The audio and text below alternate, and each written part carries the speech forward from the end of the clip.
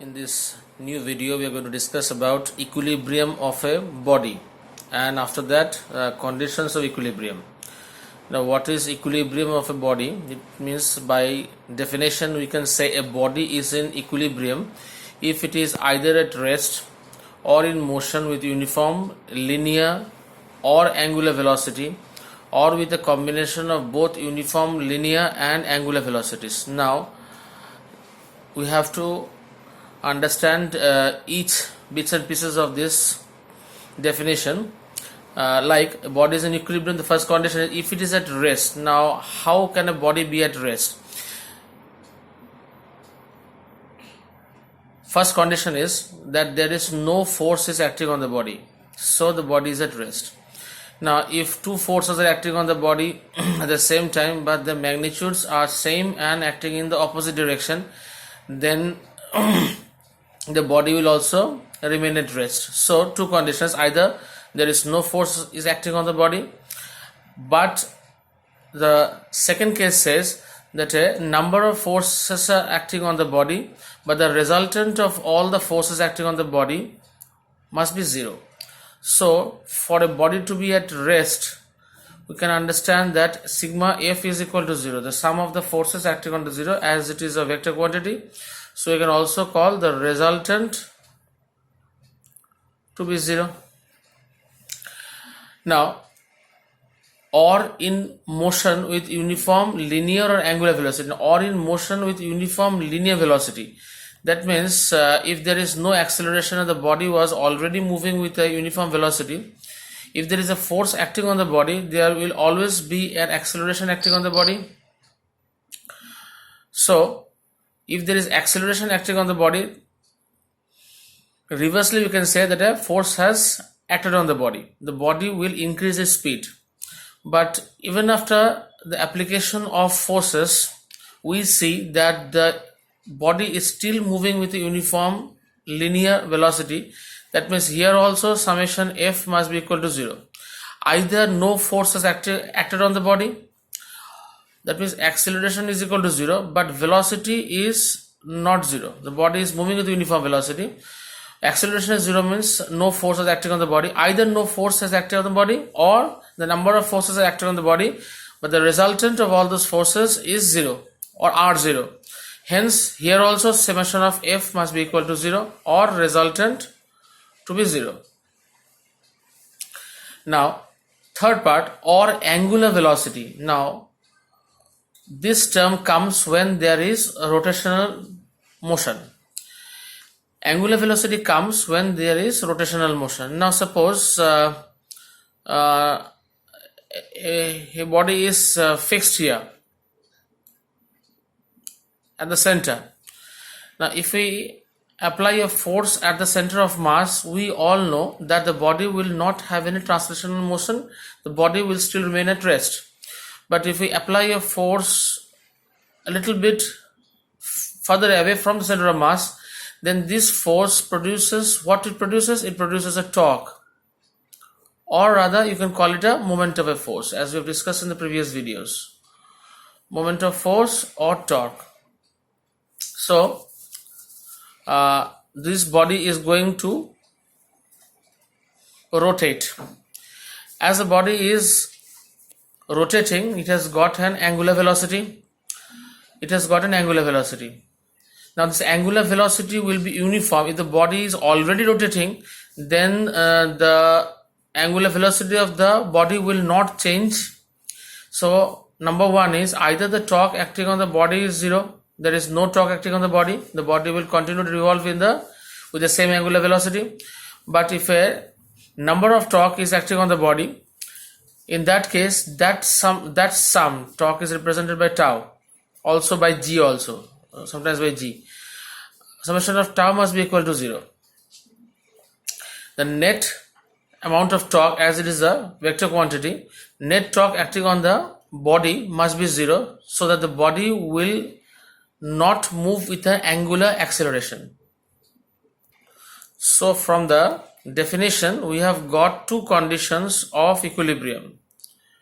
or rather we can say that we have two conditions to prove to say whether a body is in equilibrium or not. The first one is summation of F must be equal to 0, and the second one is summation of tau or torque must be equal to 0. Summation of F is equal to 0 means there will be no translational motion of the body, and summation of torque is equal to 0 means there will be no rotational motion of the body. So both kinds of motion will be prohibited. So we can say the body will remain in equilibrium. So conditions of equilibrium are summation of F is equal to 0 and summation of tau is equal to 0. Whenever in any mathematical problem we are asked to find if the body is in equilibrium or not, we have to prove both these conditions and not one. After we have proved that both the conditions are true or is equal to 0, then only we can say that the body will remain in equilibrium. We take an example. Three forces F and root 2F. Three forces F and root 2F acting at a point are in equilibrium. That means on a body these three forces are acting at the same time and the body is in equilibrium. Find the angles between the forces. Now suppose if we can draw it like this, F acting in this fashion, F acting in this fashion, and root 2F in this fashion. So let this be alpha, take this to be beta, take this to be gamma. Now how to solve it? They have asked to find the angles between the forces. So angles means alpha beta plus gamma is equal to 360. Total means 360. So from here we can get beta plus gamma is equal to 360 minus alpha. So sine of beta plus gamma is equal to sine of 360 minus alpha. Now 360 minus alpha means it lies in the fourth quadrant. For that it will be minus sine of alpha. Now we have to test the equilibrium condition by we are already given that it is in equilibrium. It is already in equilibrium. It is already in equilibrium. So straightforward, we can use the Lami's theorem. We can use Lami's theorem. If the body is in equilibrium after the application of the forces, then we can write an equation of equilibrium which is known as Lami's theorem. Now what is Lami's theorem? Very easy. We can start with this force. So root 2F by sine of the opposite angle means alpha. Sine of alpha is equal to, let this be one force F by, or rather this one F sine beta, and that is F by sine gamma. Root 2F by the opposite angle, sine of the opposite angle, sine alpha. This F by sine of angle, sine beta. This F, the opposite angle is gamma. So F by sine gamma. Now from these two things, from these two we can get beta is equal to gamma.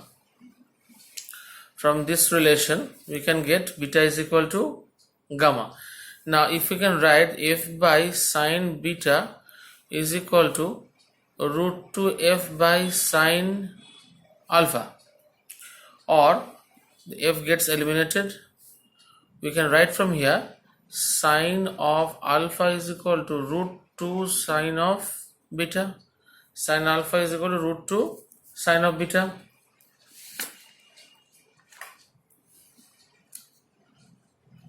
Now the relation between sine alpha and sine beta is root 2. Now alpha plus beta plus gamma, from the relation that we have proved earlier, we can say that sine alpha is equal to minus of sine beta plus gamma. Now as gamma and beta are same, we can replace gamma and beta by 2 beta. As beta and gamma are same, we can replace gamma as beta here. So it becomes minus of sine 2 beta. Now what is minus of sine beta? Minus 2 sine of beta cos beta. So minus 2 sine beta cos beta is equal to root 2, how much it is? Minus 2 sine beta cos beta is equal to, this was equal to, no, this is equal to sine alpha. Again sine alpha is equal to root 2 sine beta. So we can write here this is equal to sine alpha. So sine alpha we can replace it by root 2 sine beta. From this sine beta gets cancelled and root 2 and 2 root 2. So from here we get cos beta is equal to root 2 by minus 2. So 1 minus of 1 by root 2. That means cos of 45 minus means cos of 135. Cos of 135. So beta is equal to 135 degree. We all know that this value is also equal to gamma. Now alpha is equal to 360 minus of beta plus gamma. So 360 minus of 270 beta plus gamma means 135 plus 135, 270. Now that comes out to be 90 degree. So alpha becomes 90, beta and gamma becomes 135. This is also 135, this is also 135. Now one more problem of Lami's theorem. This is the diagram. This is weight W. Two strings are attached. The tension in the first string is T1, and this rope makes an angle of 30 degree with the vertical. And this is another rope which makes a angle of alpha with the first rope, and the tension in this rope is T2. Now the question is, what should be the direction of the other string? What should be the direction of the other string so that the tension in it becomes minimum? Direction means the value of alpha. So that the tension becomes minimum. Find the tensions in each string at this position. So first we have to calculate the angles. Now if this is 30 degree, this angle will obviously be 150 degree, because these two lines are parallel lines, and the sum of the two angles here always must be 180. So if one is 30 degree, the other should be 150. Now the total angle here is 360. So 360 minus of 150 plus alpha, which gives us 360 minus 210 minus alpha. Now applying Lami's theorem to this problem, Lami's theorem. Now what should be the relation between the two? That is, one must be T2 and W. T2 and W. So T2 by this, if this is T2, the opposite angle is 150. So sine of 150 degree is equal to W by the opposite angle is alpha. That means sine alpha. So you have got one pair of equation. Now what is sine 150? Sine of 180 minus 30. That means sine 30. That means half W by sine alpha. From this we can get T2 is equal to W by 2 sine alpha.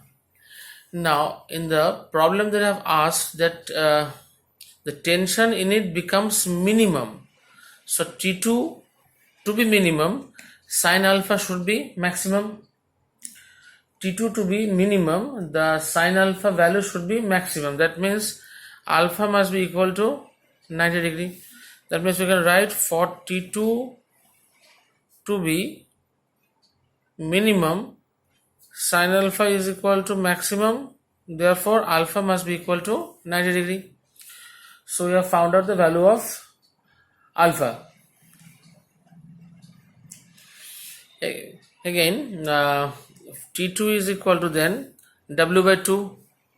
If sine alpha becomes 1, so T2 is equal to W by 2. Now relation between W and T1. Now what should be the relation? W by, from the figure, W by sine alpha is equal to T1 by sine of 210 minus alpha. T1 by sine of 210 minus alpha. So in both the places of alpha we are going to replace 90 degree. So it becomes W by sine 90 becomes 1. Let me write one step further. Sine 90 T1 by sine of 30 degree. So now 210 minus 90, sorry, it will be 120. 210 minus 90 means 120. Now sine 90 means 1. So from here we can get W by 1 is equal to T1 by sine of 120 degree. Now what is sine of 120 degree? Sine of 180 minus 60. That means equal to sine of 60 degree. So what is T1? T1 must be W sine of 60. That means W sine of 60 means root 3 by 2. So root 3 W by 2. So T1 is equal to root 3 W by 2. And T2 equal to what we have found? T2 to be equal to W by 2. Now we take a third example. Two forces P and Q are acting at points A and B. The first diagram, P greater than Q acting at 2 points A and B of a body, if the forces interchange their positions. Now C is the point. Now what is C? C is the point of action of the resultant in the first case, and C dash is the point of action of the resultant in the second case. Now they have asked us to derive the distance between CC dash. CC dash is equal to how much?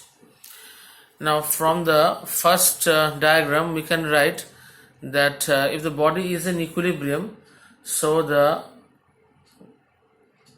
anticlockwise movement of this beam due to force P is balanced by the clockwise movement of the force Q on this beam at point B. So the moment of the two forces must be the same. P into AC is equal to Q into BC. P into AC, Q into BC, and from for this diagram, Q into AC dash is equal to P into BC dash. Now from the first equation we can replace, we have to find out the value of AC. Somehow or the other we have to find out the value of AC. Now P into AC, and in terms of AC, how can I write BC? We can write AB minus AC. AB minus AC. So Q into AB minus Q into AC. Now take this Q into AC onto the left hand side. So it becomes P plus Q into AC is equal to Q into AB. So what is the value of AC? Q by P plus Q AB. Similar is the case for here. Q into AC dash is equal to BC dash. We can also find out by the same technique. The result will come out to be AC dash is equal to P by P plus Q, AB. Therefore CC dash must be equal to AC dash minus AC. That means AC dash means this, P by P plus Q into AB minus of Q by P plus Q into AB. We take AB common from here. So the result will be CC dash is equal to P minus Q by P plus Q. P minus Q by P minus Q by P plus Q into AB. This is the required value for the shift in the point of action of the resultant. Now a fourth problem, the resultant of two parallel forces P and Q is R. Two parallel forces P and Q, the resultant is R. If the force P shifts by a distance x, so if you can shift the force by distance x, the new position of P will be shifted by distance x. Parallel to itself, prove that R will shift by a distance of Px by P plus Q. So R is going to shift to a new position, that is you can name it as E. So you have to prove the distance between, or prove CE is equal to Px by P plus Q. To prove.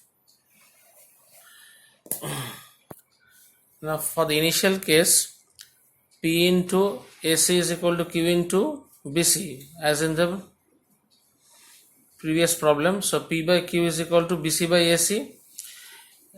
Adding 1 on to both sides, so P plus Q by Q is equal to BC plus AC by AC. BC plus AC becomes AB, so AB by AC. From here we have calculated the value of AC. AC is equal to Q by P plus Q by AB. Now for the second case, for the changed case, or rather the shifted case, the relation will be P into DE. Now let this position be D. P into D is equal to Q into BE. From this relation we can write P by Q is equal to BE by DE. Now adding 1 onto both sides, we get P plus Q by Q is equal to BE plus D by D. Now what is BE plus D? BE plus D means BD. So BD by D. Now we can write BD in terms of AB as BD must be equal to AB minus X. So BD is equal to AB minus X, and what is D? D is AE minus X, AE minus X. This is AE minus X. So P plus Q by Q. From here we derive the value of AE. Solving for AE, we get Q into AB plus Px by P plus Q. Now we have got the value of AC and AE. Value of AC and AE. If we subtract AC from AE, we get the value of the shift of R. That means you have to write CE is equal to AE minus AC.